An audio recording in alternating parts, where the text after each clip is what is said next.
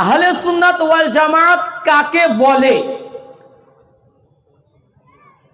আহলে সুন্নাত ওয়াল জামাত এটি তিনটি শব্দ, একটি হচ্ছে আহাল, আরেকটি হচ্ছে সুন্নাত, আরেকটি হচ্ছে জামাআ।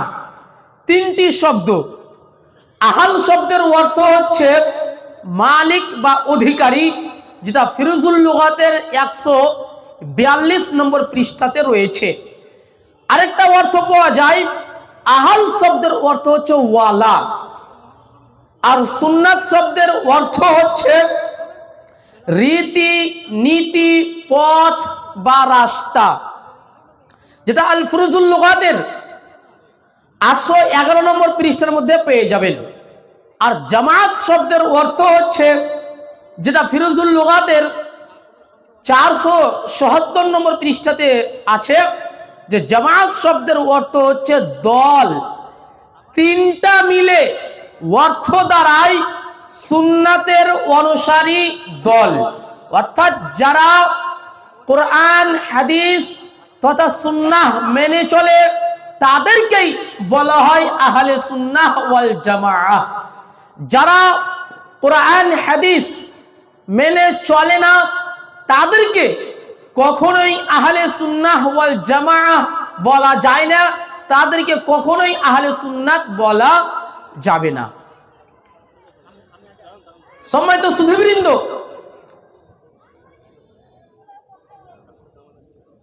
আমাদের মাঝে যখন মতভেদ দেখা দিবে তখন আমাদেরকে সুন্নাতেরই অনুসরণ করতে হবে। এখানে হাদিস দিয়ে আমি আমার বক্তব্য এগিয়ে নিয়ে যাই। হাদিসখানা পাবেন সুনানে তিরমিজি, হাদিস নাম্বার 2676 নম্বর হাদিস।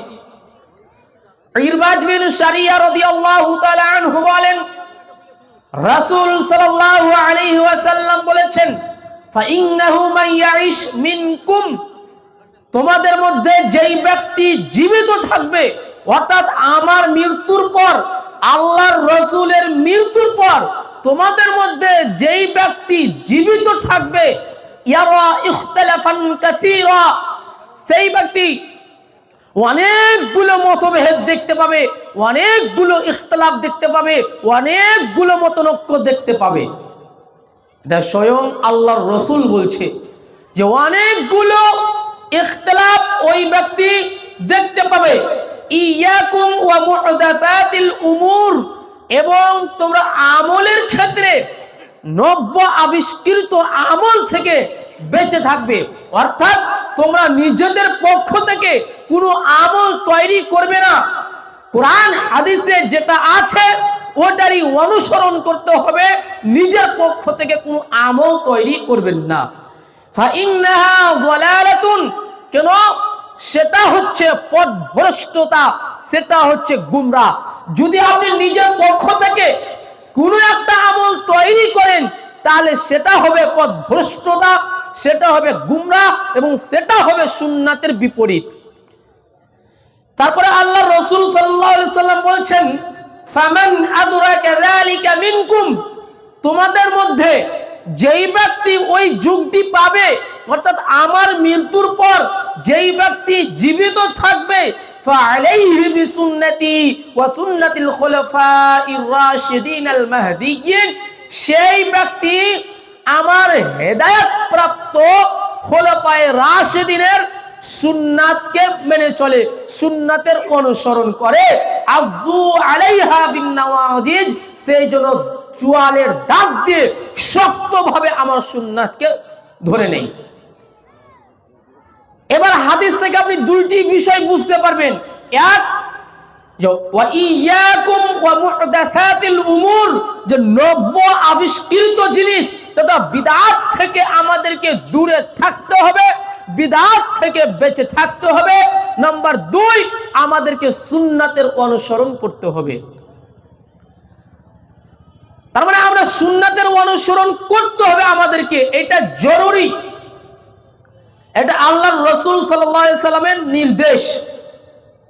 চলেন এবার আমি আলোচনার দিকে যাই যে আহলে সুন্নাত ওয়াল জামাত কাদেরকে বলা হয়? একখানা দলিল লক্ষ্য করুন, আল ফিসাল দ্বিতীয় খণ্ড 90 পৃষ্ঠার মধ্যে ইমাম ইবনে হাজাম রাহমাহুল্লাহ, যিনি মৃত্যুবরণ করেন 456 হিজরিতে, তিনি স্পষ্টভাবে বলছেন ওয়া আহলুস সুন্নাতি আল্লাযীনা নাযকুরুহুম আহলাল হক, অর্থাৎ আহলে সুন্নাহ সেই ব্যক্তি বা তারাই যারা হকের দিশারি, যাদেরকে আমরা হকপন্থী বলে জানি। তারপরে বলছেন ওয়া মান আদাহুম ফা আহলুল বাতিল, আর তাদের বিরোধীদেরকে আমরা বাতিল বলে জানি। তার মানে যারা সুন্নাতে অনুসরণ করে তাদেরকে হকপন্থী বলা হয়, আর যারা সুন্নাতের অনুসরণ করে না তাদেরকে হকপন্থী বলা যাবে না। আজকে যদি আপনি আলোচনা মনোযোগ সহকারে শুনেন তাহলে বুঝতে পারবেন যে কারা সুন্নাতের অনুসরণ বেশি করে, কারা সুন্নাতের অনুসরণ বেশি করে। ইনশাআল্লাহ সেটা আপনাদের সামনে তুলে ধরব। তারপরে ইমাম ইবনে হাজাম রাহিমাহুল্লাহ বলেন ফাইন্নাহুমুস সাহাবাতু রাদিয়াল্লাহু তাআলা আনহুম ওয়া কুল্লু মান সালাকা নাহজাহুম মিন খিয়ারিত তাবিঈন। আর আহলে সুন্নাত ওয়াল জামাআতের মধ্যে রয়েছে সাহাবায়ে কেরাম রাদিয়াল্লাহু তাআলা আনহুম, অর্থাৎ সাহাবায়ে কেরাম রাদিয়াল্লাহু তাআলা আনহুম হচ্ছেন আহলে সুন্নাহ ওয়াল জামাআত। তারপরে বলছেন ওয়া কুল্লু মান সালাকা নাহজাহুম মিন খিয়ারিত তাবিঈন, আর তাবিঈনদের মধ্যে রয়েছে যারা তাদের অনুসরণ করে, যারা সাহাবাদের অনুসরণ করে, সাহাবাদের সুন্নাহকে মেনে চলে, আল্লাহর রাসূলের সুন্নাহকে মেনে চলে, তারাই হচ্ছে আহলে সুন্নাহ ওয়াল জামাআহ। তারপরে তিনি বলছে সুম্মা আহলুল হাদিস, তারপরে হচ্ছে আহলে হাদিস গণ, তারাও আহলে সুন্নাহ ওয়াল জামাআহ। সম্মানিত সুধীবৃন্দ, এখানে ইমাম ইবনে হাজাম রাহিমাহুল্লাহ আহলে হাদিসদেরকে আহলে সুন্নাহ ওয়াল জামাআতের অনুসারী বলে দাবি করেছেন, তাদেরকেই আহলে সুন্নাহ বলে দাবি করেছেন। সম্মানিত উপস্থিতি, আহলে সুন্নাহ ওয়াল জামাআতের একটি নাম রয়েছে, আহলে সুন্নাহ ওয়াল জামাআতের কেবল একটি নাম। এই জন্য ইমাম ইবনে হাজাম রাহিমাহুল্লাহ আহলে সুন্নাহ ওয়াল জামাআতের মধ্যে আহলুল হাদিসদেরকে গণ্য করেছে।